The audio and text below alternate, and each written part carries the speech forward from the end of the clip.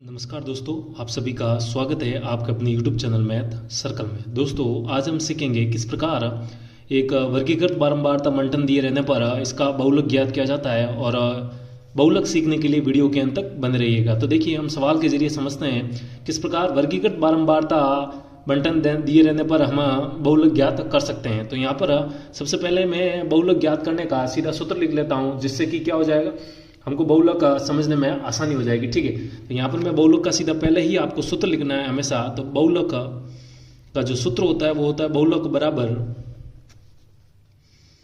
बराबर होता है आपका L plus F1 minus F0 बट्टा 2F1 minus F0 minus F2 into में आपका क्या हो जाएगा, H हो जाएगा। ठीक है, इंटू में आपका क्या हो जाएगा, H हो जाएगा। इंटू में आपका क्या हो जाएगा, H हो जाएगा। ठीक है, तो ये L क्या है, F1 क्या है, F0 क्या है, F2 क्या है, H क्या है, तो इसको यहाँ पर हमें समझना होगा। तो इनको समझने से पहले मैं आपको बता दूं, आपको दिए गए वर्गीकृत बारंबारता बंटन से बहुलक वर्ग ज्ञात करना है कि बहुलक वर्ग क्या होता है। ठीक है, तो यहाँ पर देखिए 0 से 20 ये वर्ग है अपने आप में, और ये जो नीचे वाला मान होता है इसको निम्न सीमा कहते हैं और इसको ऊपरी सीमा कहते हैं।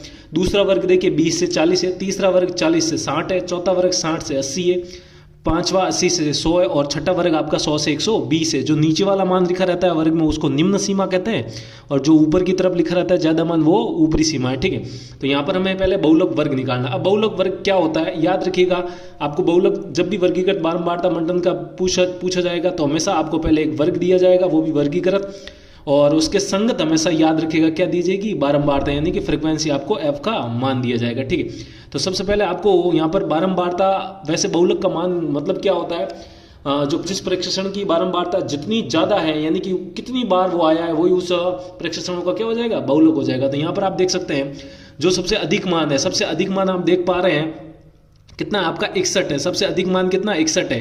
तो जो अधिक बारंबारता है उसका संगत वर्ग, तो 61 का संगत वर्ग यहाँ पर आप देख सकते हैं क्या है, 60 से 80 है। तो ये जो संगत वर्ग है यही आपका क्या हो जाएगा, यहाँ पर बहुलक वर्ग हो जाएगा। तो मैं यहाँ पर लिख लेता हूं, बहुलक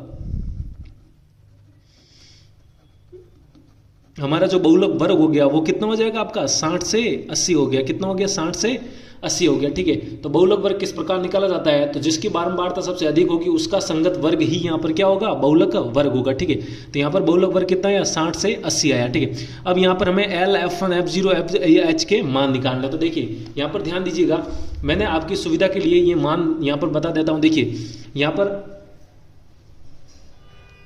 देखिए यहाँ पर क्या है, L है। L क्या होती है, निम्न सीमा होती है। अब वो निम्न सीमा किसकी है, बहुलक वर्ग की निम्न सीमा, याद रखिएगा इस बहुलक वर्ग की निम्न सीमा है। तो यहाँ पर L का मान कितना हो जाएगा, 60 हो जाएगा। तो मैं यहाँ पर लिख लेता हूँ साथ ही साथ में L बराबर हमारा कितना आ गया, 60 आ गया। अब H क्या होता है, देखिए वर्ग अंतराल, और वर्ग अंतराल किसका, बहुलक वर्ग का वर्ग अंतराल। ठीक है, तो यहाँ पर देख सकते हैं बहुलक वर्ग कितना है, 60 से 80। तो अंतर वर्ग अंतराल क्या होता है, इनके बीच का अंतर, यहाँ इनके बीच का वर्ग माप।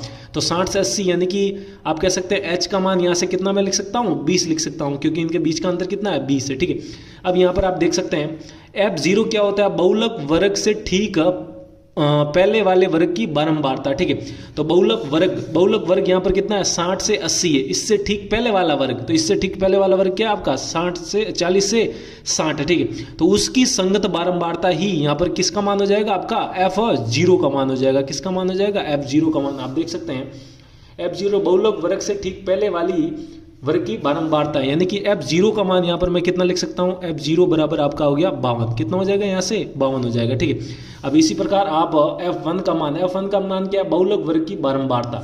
तो बहुलक वर्ग क्या है हमारा, 60 से 80, इसकी बारंबारता देखिए, ऊपर नाम देखिए बारंबारता कितनी है, 61 है। तो यहाँ पर मैं लिख सकता हूँ कि F1 का मान कितना हो गया, यहाँ पर 61 हो जाएगा। ठीक है, अब हम यहाँ पर F2 का मान निकालते हैं। F2 क्या है, देखिए F2 यहाँ पर ध्यान दीजिए, बहुलक वर्ग से ठीक बाद वाले वर्ग की बारंबारता, बहुलक वर्ग से ठीक बाद वाले वर्ग की बारंबारता।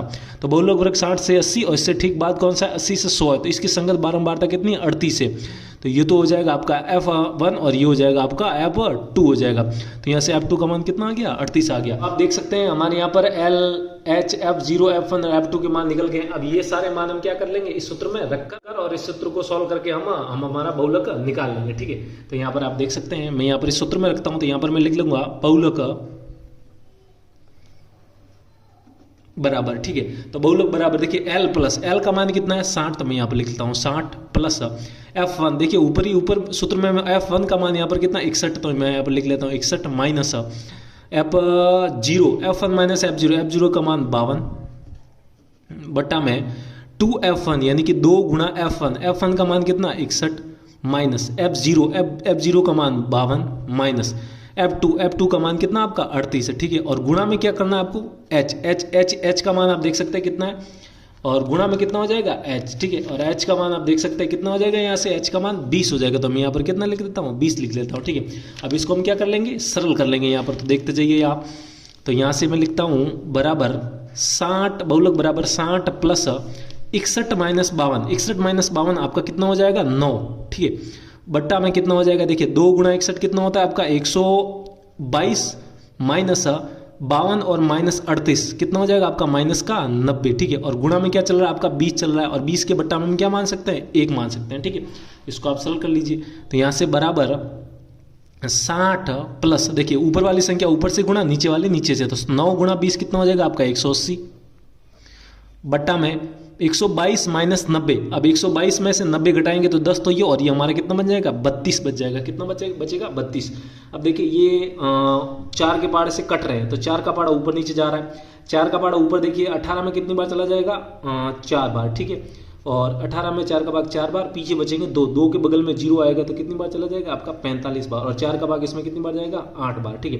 तो यहाँ से जो रिजल्ट आएगा हमारा वो हो जाएगा 60 प्लस 45 बट्टा में कितना हो जाएगा 8 हो जाएगा। अब 8 का भाग आप 45 में दे सकते हैं, तो यहाँ से मैं लिख लेता हूँ 60 प्लस 8 का भाग जब आप 45 में देंगे तो लगभग कितना आ जाएगा 5.5 बचेगा, 0 आएगा तो 6 बार, और फिर 2 बचेगा 2 बार, फिर आ जाएगा आपका 5 बार, तो ये हो जाएगा आपका लगभग मान आ जाएगा। और इसको जब आप जोड़ेंगे तो आपका मान कितना आ जाएगा 60 और प्लस ये 5 कितना हो जाएगा 65। तो यहाँ पर आप लिख सकते हैं 65.625, और यही हमारा क्या हो जाएगा इस सवाल का आंसर हो जाएगा। तो कितना हो जाएगा 65.625, और यही हमारा क्या हो जाएगा बहुलक हो जाएगा। तो उम्मीद है किस प्रकार वर्गीकृत बारंबारता बंटन दिए रहने पर बहुलक ज्ञात किया जाता है आपको समझ में आया होगा। समझ में आया तो वीडियो को लाइक कीजिए, और अभी तक चैनल को सब्सक्राइब नहीं किया तो वीडियो के नीचे जो लाल बटन है उसको दबाइए, और ऐसे ही बेसिक कॉन्सेप्ट के से जुड़ी हुई वीडियो पाने के लिए इस चैनल को